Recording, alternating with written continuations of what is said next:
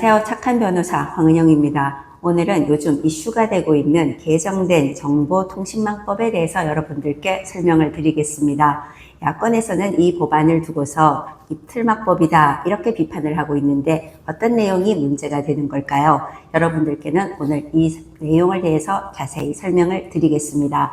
일단은 이 법의 입법 취지가 있습니다. 개인이 허위 정보로 인해서 피해를 보는데도 여러 이렇게 플랫폼에 책임이 없다. 이런 목적하에서 일단은 플랫폼의 책임을 강화한다. 이게 가장 큰 입법 목적입니다. 플랫폼이 뭐죠?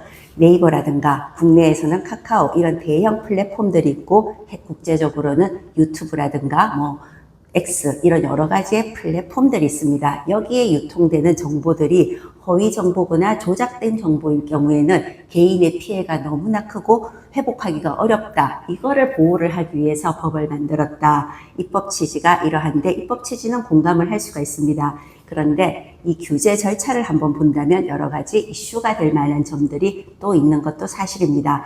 자, 누구든지 이거 허위 정보야, 조작 정보야 이렇게 신고를 할 수가 있습니다. 어디다가 신고를 할 수 있을까요?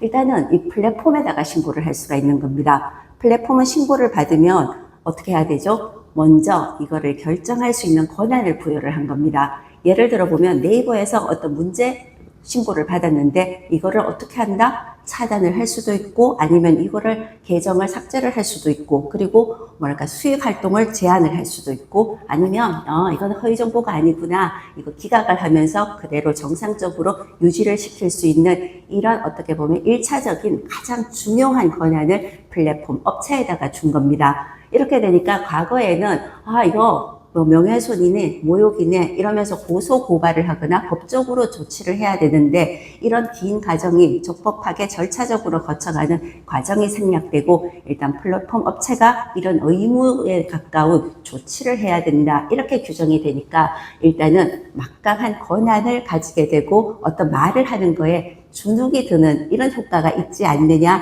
여기서 비판의 가장 핵심적인 게 있는 겁니다.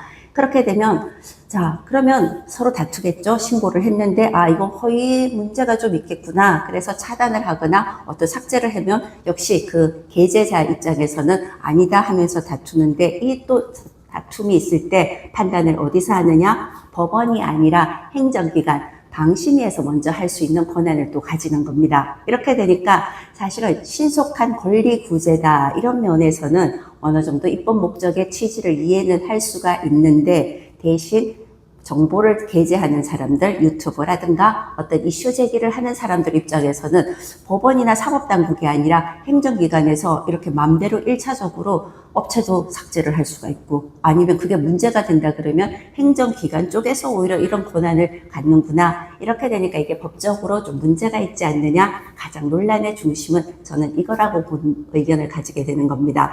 자, 그렇다면 법원을 가야 되겠죠. 서로가 의견이 안 맞게 된다면 법원에서 이제 최종적으로 결정을 하게 되는데 결국은 법원까지 가기 전에 너무 많은 조치들을 행정 단계에서 할 수가 있게 했다 하는 데가 비판을 받는 지점인 겁니다.